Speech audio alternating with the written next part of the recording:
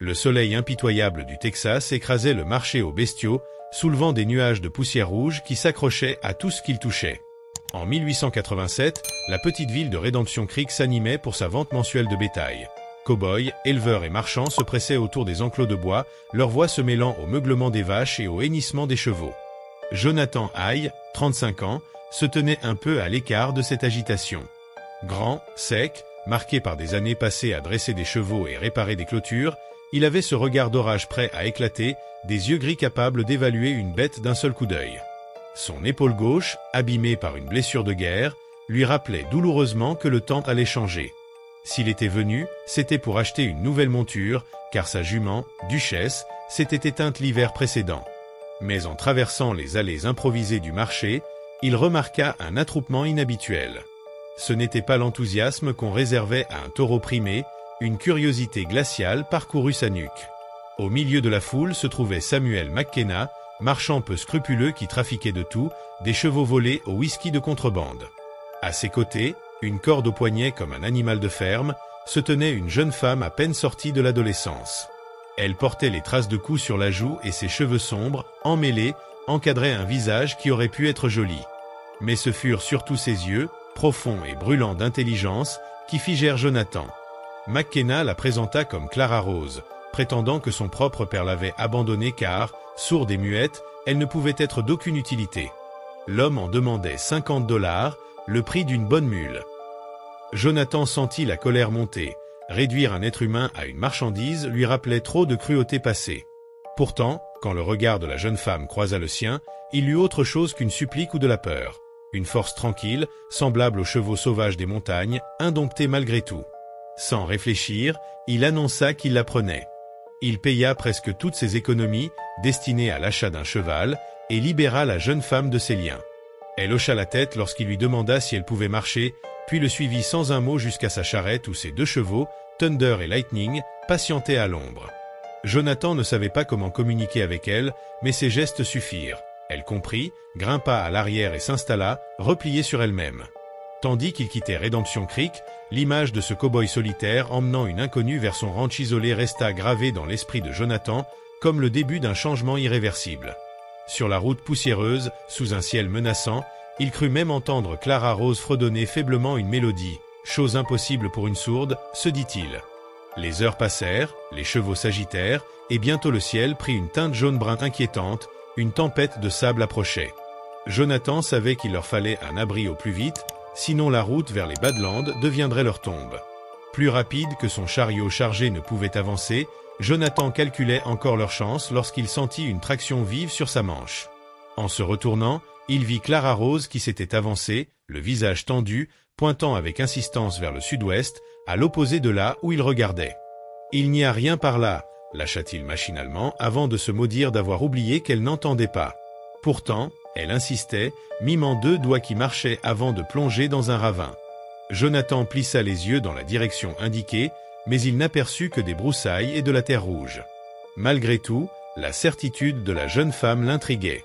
Elle pressa encore sa manche, posa la main sur sa poitrine puis désigna de nouveau l'horizon, comme pour dire « Fais-moi confiance ». Le vent s'intensifiait, soulevant des tourbillons de poussière. Contre son instinct qui le poussait vers les collines visibles, Jonathan finit par tourner le chariot au sud-ouest. Pourvu que ce soit juste, maugréa-t-il en fouettant les rênes. Clara Rose grimpa à ses côtés, une main accrochée à la rambarde, l'autre toujours tendue devant, son visage fouetté par le vent mais marqué d'une détermination sans faille. Après un quart de mille, il distingua enfin une ligne sombre, un canyon étroit, invisible jusqu'à ce qu'on soit presque dessus. Sans hésiter, il y guida les chevaux le long d'un sentier abrupt.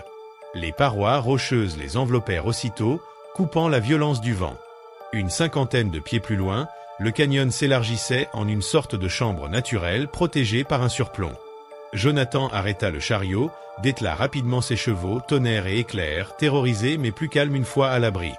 Pendant qu'il fixait solidement les bêtes et couvrait le chargement d'une bâche, Clara ramassait déjà les objets risquant de s'envoler. Il travaillait en silence, juste à temps avant que la tempête de sable ne s'abatte avec fureur. Le vent hurlait au-dessus d'eux, projetant poussière et gravillon malgré les parois protectrices. Jonathan remonta son foulard sur son visage, Puis, voyant que Clara n'avait rien, lui posa sa veste sur la tête et les épaules, formant un abri de fortune. Elle leva vers lui des yeux surpris, dorés par reflets de feu, avant que la tempête ne les force à se serrer contre la paroi.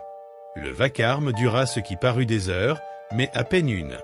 Jonathan protégeait le petit corps de Clara du mieux possible. Quand enfin le vent tomba, ils étaient couverts d'une fine poussière rouge. Gêné par la proximité, il s'écarta, mais elle lui rendit sa veste après l'avoir secouée. « Garde-la, fit-il signe, la nuit serait froide. » Tandis qu'il vérifiait les chevaux et leurs provisions, peu endommagés grâce à leur prévoyance, ses yeux revenaient sans cesse vers elle. Comment avait-elle su pour ce canyon invisible aux cartes? Plus tard, en préparant un camp sommaire, Jonathan tenta de communiquer. Il se désigna Jonathan, puis la désigna du doigt. Elle articula silencieusement « Clara ». Il comprit alors qu'elle lisait sur les lèvres. Mais elle lui montra aussi autre chose. En posant ses mains au sol, yeux fermés, elle perçut les mouvements des chevaux. Elle entendait par les vibrations. Fasciné, Jonathan la découvrait sous un autre jour. Loin d'être fragile comme on le lui avait fait croire, elle révélait une force singulière. Quand la nuit tomba, elle lui fit un geste de gratitude, main sur le cœur tendu vers lui. Ce simple signe pesa plus qu'un discours. À l'aube, ils reprirent la route et atteignirent enfin le ranch Doublache, modeste domaine que Jonathan avait bâti seul. La maison d'adobe, l'étable, le fumoir et le poulailler s'étendaient dans la vallée. Clara descendit aussitôt vers l'enclos, où les chevaux s'approchèrent d'elle comme attirés. Liberty, sa jument, vint poser son museau dans sa main. Clara ferma les yeux et d'un geste, indiqua que l'animal souffrait à la jambe. Vérification faite, Jonathan découvrit effectivement un gonflement qu'il n'avait pas remarqué. Elle alla alors chercher ses maigres réserves de soins et soigna la jument avec une habileté qui trahissait l'expérience. Par geste, elle expliqua avoir grandi au milieu des chevaux et appris à les soigner dès l'enfance. Peu à peu, elle s'intégra au ranch, préférant dormir dans la grange auprès des bêtes plutôt que dans la maison. Chaque jour, elle se levait avant l'aube, s'occupant des animaux avec une douceur presque surnaturelle. Les poules la suivaient, les chats sauvages se laissaient caresser et les chevaux guérissaient sous ses mains. Jonathan, d'abord méfiant, apprenait à lire son langage silencieux et découvrait une femme à la dignité intacte, aux talents insoupçonnés. Une nuit, il crut l'entendre fredonner, un murmure vibrant dans sa poitrine plus que dans sa gorge. Même les chevaux semblaient l'écouter. Il comprit alors que Clara Rose, bien qu'incapable de parler ou d'entendre, communiquait d'une autre manière. Profondément, à travers le sol, les gestes, les regards et une sensibilité hors du commun. Elle eut un mouvement de recul, le visage soudain marqué par une peur muette. Sa main se porta à sa gorge et elle secoua vigoureusement la tête. Jonathan leva aussitôt les mains en signe d'apaisement. « Non, tout va bien, je ne suis pas en colère. J'ai seulement entendu ton fredonnement. » Mais elle continua de nier, et pourtant, dans ses yeux, il distingua la vérité. Elle pouvait émettre des sons, peut-être pas des mots, ni avec aisance, mais elle n'était pas totalement muette. Ce soir-là, elle ne vint pas souper à la maison. Jonathan la retrouva dans la grange, recroquevillée dans la paille avec les chats. Elle refusait de croiser son regard et restait insensible à ses tentatives de dialogue. Il finit par s'asseoir près d'elle, sur une botte de foin. « Clara Rose, peu importe si McKenna a menti. Je me doutais qu'un homme comme lui cachait quelque chose. Ce qui compte, c'est ton don avec les animaux. Je n'ai jamais vu rien de semblable. » Elle le fixa à travers les brins de paille, méfiante comme une créature sauvage. Jonathan poursuivit d'une voix posée, « Tes secrets t'appartiennent. Mais ici tu es en sécurité. Quoi que tu fuis, qui que ce soit qui t'ait blessé, ils ne t'atteindront pas. Je te le promets. » Lentement, Clara Rose descendit du grenier à foin. Après un long silence, elle fit un geste inattendu. Elle prit sa main et la posa contre sa gorge, puis tenta de parler. Le son qui en sortit était rauque, brisé, douloureux. Elle essaya encore, son visage crispé par l'effort, mais il n'en sortit qu'un souffle éraillé, incompréhensible. Finalement, elle désigna sa gorge et fit signe, abîmée. Pas sourde, pas entièrement muette, seulement brisée. Jonathan sentit la colère monter en lui. « Qui t'a fait ça ?» demanda-t-il, mais elle secoua la tête et s'éloigna, le laissant avec plus de questions que de réponses. Cette nuit-là, il resta éveillé, songeant aux cicatrices qu'il avait aperçues sur son cou, habituellement dissimulées par ses cols montants. Qu'est-ce qui pouvait endommager une voix tout en préservant Louis? Pourquoi un père vendrait-il sa propre fille alors qu'elle possédait un talent si précieux? Le lendemain matin, Clara Rose reprit son travail comme si rien ne s'était passé. Pourtant, quelque chose avait changé entre eux. Elle commença à lui enseigner davantage de gestes et il lui transmit les rudiments de la gestion du ranch. Ils travaillaient côte à côte, réparant les clôtures, portant l'eau, s'occupant du bétail. Parfois, croyant qu'il ne l'entendait pas, Jonathan surprenait à nouveau ce fredonnement, cette mélodie sans parole qui apaisait les chevaux et faisait naître en lui une émotion qu'il n'osait pas nommer. Un dimanche d'octobre, en allant chercher des provisions à Redemption Creek, tout bascula. Tandis qu'il chargeait farine et café dans la charrette, Jonathan remarqua une agitation près de l'église. À son grand effroi, Clara Rose était au centre de la foule, coincée contre la barrière du cimetière. La femme du pasteur criait qu'elle avait vu la jeune fille tracer des signes dans l'air, comme des incantations, et d'autres racontaient qu'un chien infirme s'était remis à marcher après qu'elle eût touché. « Ce n'est pas naturel pour une muette », clamait-on. Jonathan fendit la foule et se plaça à ses côtés. Elle le regarda avec un soulagement discret, mais garda la tête haute. D'une voix calme, il demanda « Quel est le problème, ici ?» Le banquier de la ville accusa. Partout où elle allait, les bêtes se comportaient étrangement et les malades guérissaient trop vite. « Et depuis quand soigner est contraire à la foi chrétienne ?» rétorqua Jonathan. La foule s'indigna, traitant ses propos de blasphème. Clara Rose leva alors les mains pour expliquer, mais ses gestes furent pris pour un sortilège, et la foule se rua vers eux. À cet instant, chaque cheval de la rue se cabra et hennit d'une seule voix, semant la panique. Profitant du tumulte, Jonathan saisit la main de Clara Rose et l'entraîna jusqu'à leur charrette. Ils fuirent la ville sous les cris d'accusation. De retour au ranch, le silence pesa lourd. Dans la grange, Jonathan la trouva en larmes, réfugiée contre l'encolure de Liberty.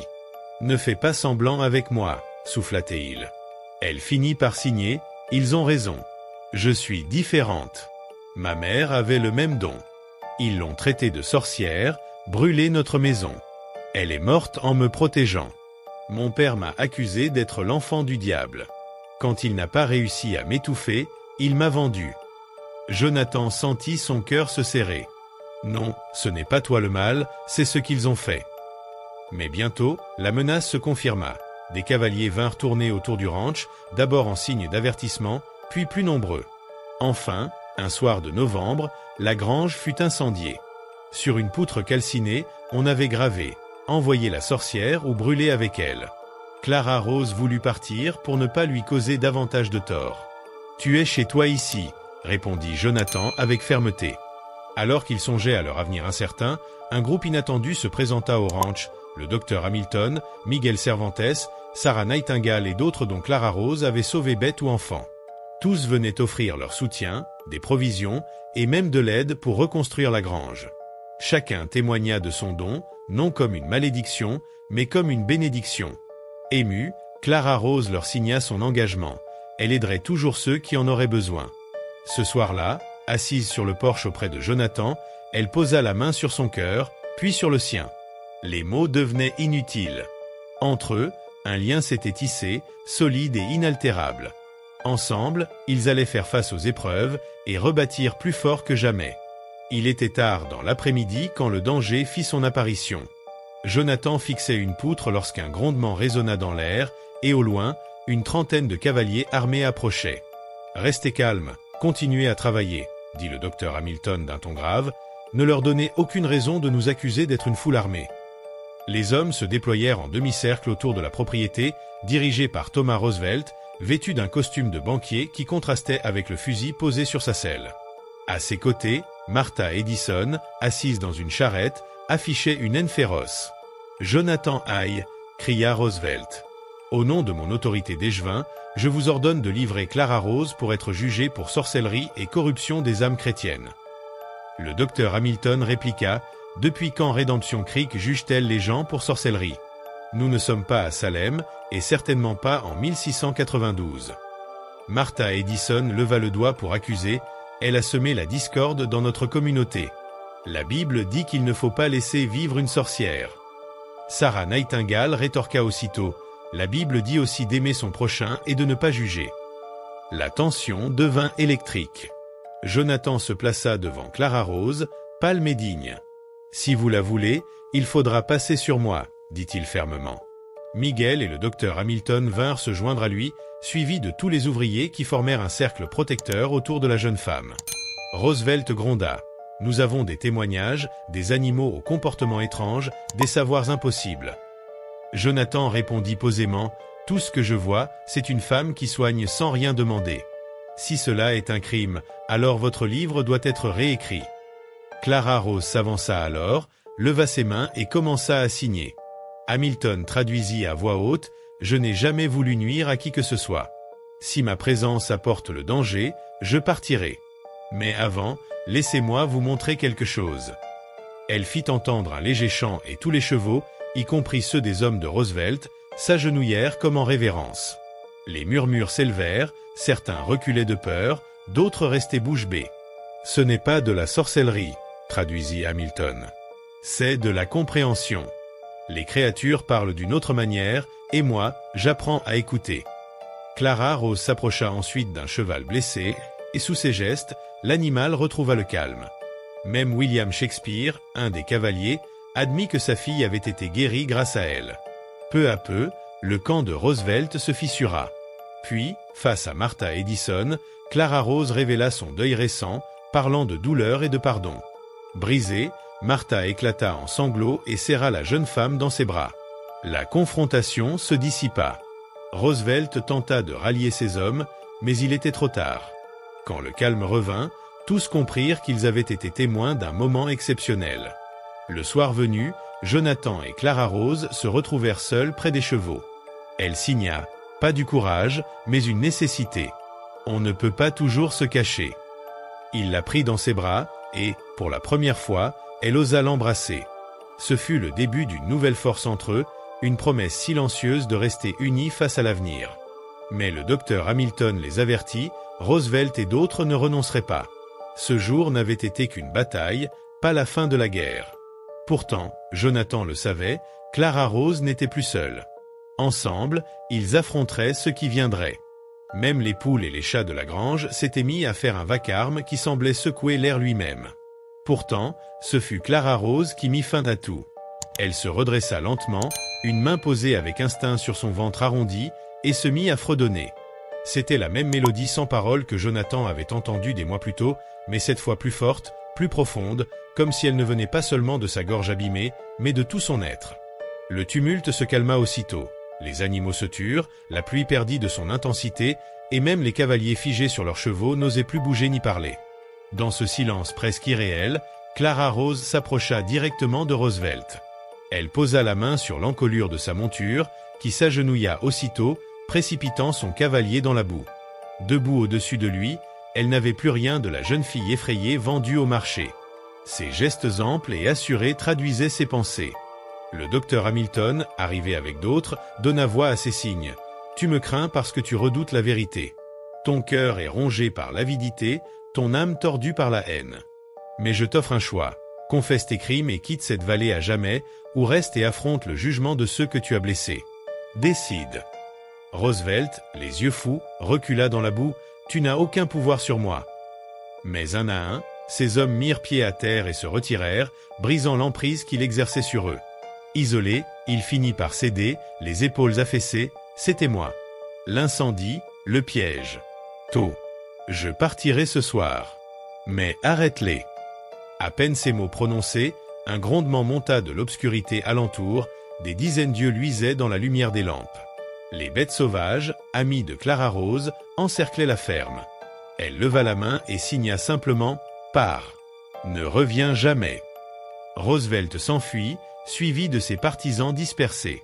Après le tumulte, tandis que le docteur Hamilton soignait William, Jonathan retrouva Clara Rose appuyée lourdement contre la rambarde du porche. « Le bébé ?»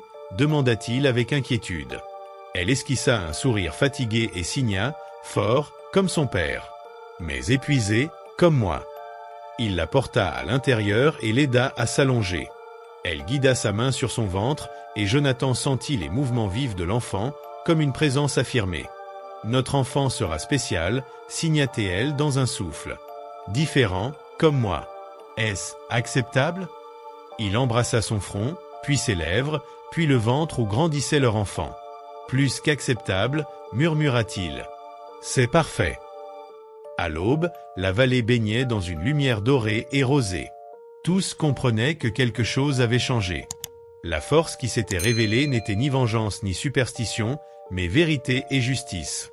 Clara Rose dormait profondément, une main sur son ventre, l'autre dans celle de Jonathan. Les animaux reprenaient leurs habitudes et les créatures sauvages retournaient aux collines. Mais l'équilibre de la vallée n'était plus le même. Dans son sommeil, Clara Rose souriait et fredonnait doucement cette mélodie étrange, promesse d'un avenir mêlé de mystère et d'espérance. Jonathan veillait sur elle, conscient que cette jeune femme meurtrie, qui parlait avec ses mains et écoutait avec son cœur, était devenue son miracle.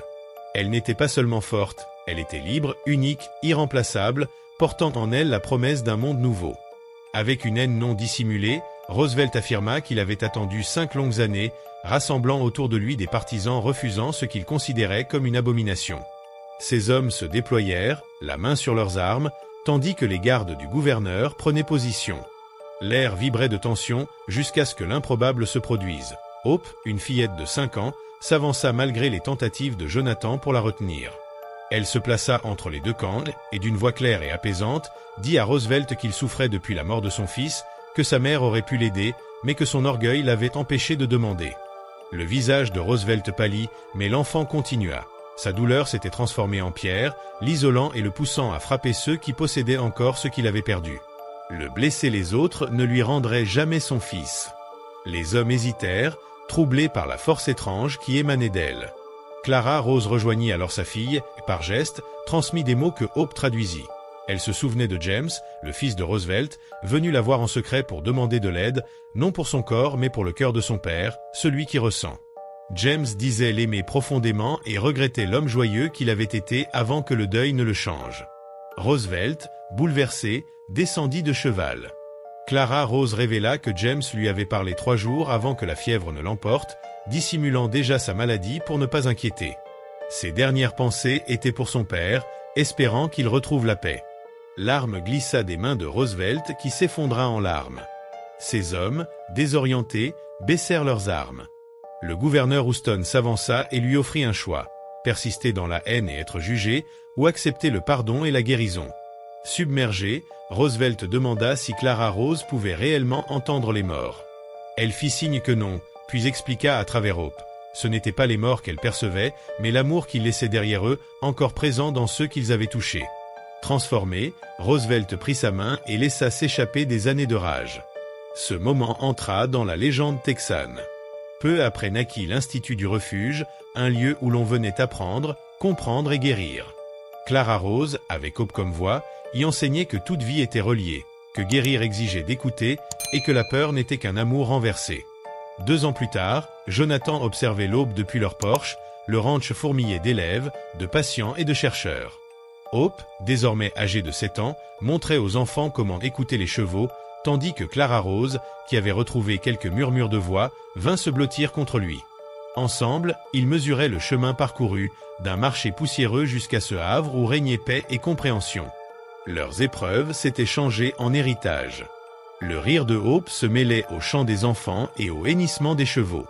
Le double Ash Ranch était devenu un symbole d'accueil et de résilience, dirigé par 3 êtres que le destin avait réunis. Un cow-boy solitaire, une jeune femme réduite au silence, et leur fille qui parlait pour ceux qu'on n'entendait pas. Et lorsque, à l'horizon, un cavalier solitaire apparut, Clara Rose serra la main de Jonathan, et tous deux allèrent accueillir cet inconnu en quête de refuge.